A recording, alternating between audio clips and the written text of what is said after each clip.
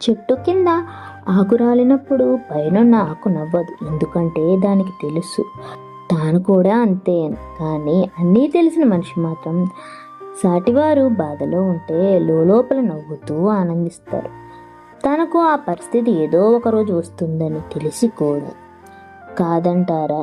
తెల్లోడికి నీడ నలిపే, నల్లోడికి నీడ నలిపే.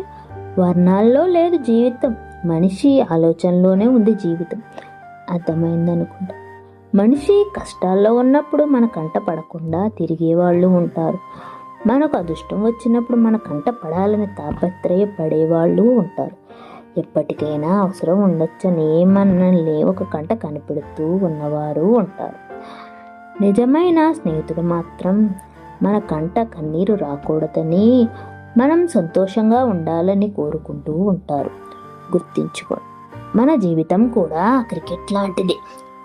చుట్టూ మన వాళ్ళే, కానీ ఎప్పుడు అవుట్ చేద్దామా అని చూస్తారు. అందుకే వారికి చిక్కకుండా ఆట ఆడడమే అసలైన జీవితం. కాదంటారా? మనిషి ఎలా ఉండాలంటే ఊరి చివర ఉండే మర్రి చెట్టులాగా ఉండాలి.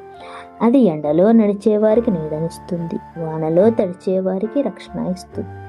కానీ తనని గుర్తించమని ఎప్పుడూ కూడా అడగదు. అర్థమైందనుకుంటా.